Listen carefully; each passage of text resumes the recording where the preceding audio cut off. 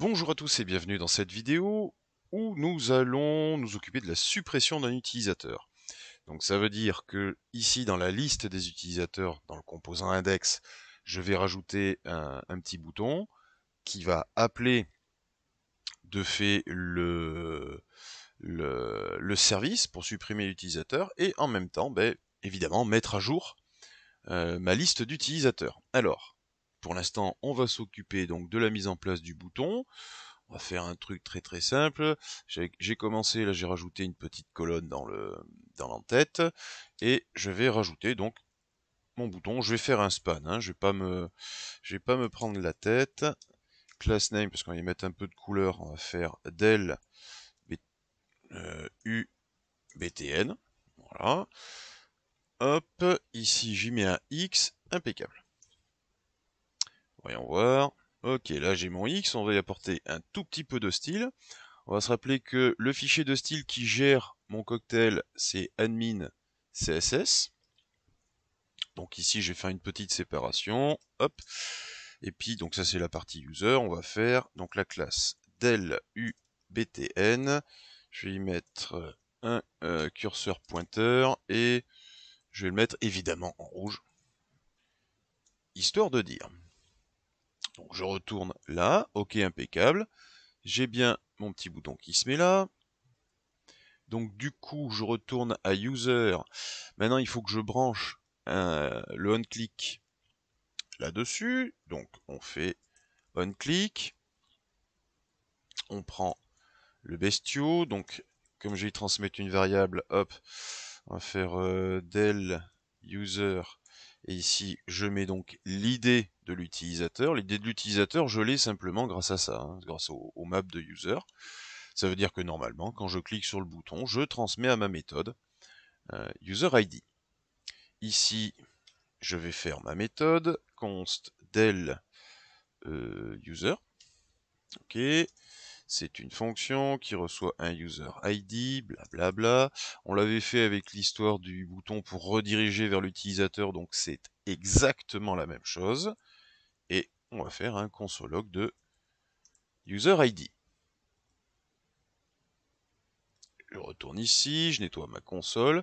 Si je clique sur cette croix, j'ai bien l'idée de l'utilisateur qui s'est mis dans la console. Et évidemment, si je clique sur l'autre utilisateur, j'ai son idée à lui. Ok. Maintenant, il faut que j'utilise mon service. Donc dans le service de l'utilisateur, on est d'accord, il me faut un del. Par contre, c'est quoi mon del? Donc c'est... alors je vais faire... Non, je vais pas le faire en soft delete. Je vais le faire en delete tout court. Pour l'histoire du soft delete, il faudrait regarder la playlist API. C'est le fait de faire une API qui, au lieu de supprimer directement, met à la poubelle, entre guillemets, simplement. Bien, donc nous, on va faire un delete tout court sur le /id. Ça, c'est une suppression directe. Ça, c'est pour mettre à la poubelle. Donc la suppression directe, hop, ici, let delete user. Ici, je reçois un UID. Enfin, je veux recevoir plutôt un UID. Donc, je vais retourner mon Axios. J'utilise le verbe delete. On est bien sur le préfixe user. Et j'ai plus qu'à y rajouter, hop, pardon, UID. Je n'oublie pas de le mettre dans le système d'export. Sinon, je n'y aurai pas accès depuis l'extérieur. Tout du moins de l'extérieur de ce fichier. On est d'accord. Donc, du simple. Ce qui fait que ici, je peux faire un user service.delete user, c'est bien ça que j'ai écrit. Mince, mon service, ok. Oui, delete user.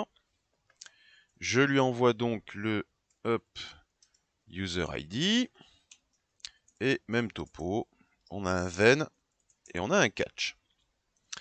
Hop, pour ici, je vais simplement faire un console log de la réponse. Hop, et ici, je vais faire un console log de l'erreur s'il y a une erreur. Hop là. Impeccable. Ça c'est bon, ça c'est bon. Donc, Je vais nettoyer un petit peu. On va voir ce que ça donne. Donc si je clique ici, je vais dans ma fonction qui va appeler le user service et normalement ça supprime dans ma base de données. Hop. Donc là on me dit 204 no content, ça veut dire que ça s'est bien supprimé.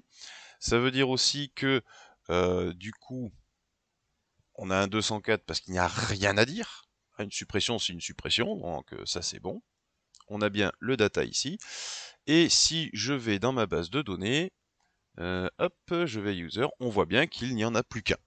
Donc la suppression a été faite, c'est impeccable. Par contre, évidemment, pour l'instant, j'ai toujours l'utilisateur Lily qui est présent dans ma liste. Alors pour faire ça, on va utiliser le state, hein, puisque de toute façon tout est dans le state. Ici, del user, alors c'est pas compliqué, on est en JavaScript, donc tout va bien. Hop, il suffit simplement, voilà, il suffit, tac, tac, tac, voilà, simplement de se dire qu'on va faire une mise à jour de notre state, donc set users. Donc on prend le state actuel et on se dit que le state actuel, je vais le filtrer.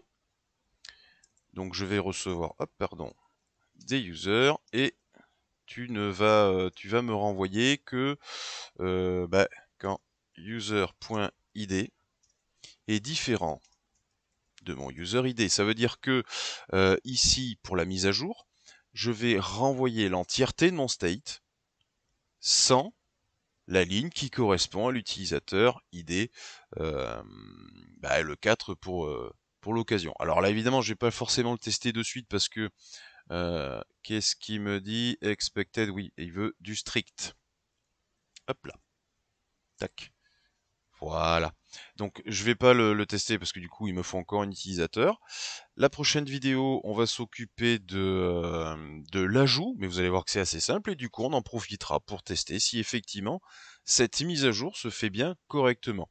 On est d'accord que de toute façon, dès que je vais changer de composant ou rafraîchir ma page, hop, c'est celui-là, donc la récupération qui va se déclencher, et du coup, comme en base de données, c'est bien supprimé, on n'aura pas de ligne fantôme sur notre liste d'utilisateurs. Prochaine vidéo donc, l'ajout et le test encore de la suppression.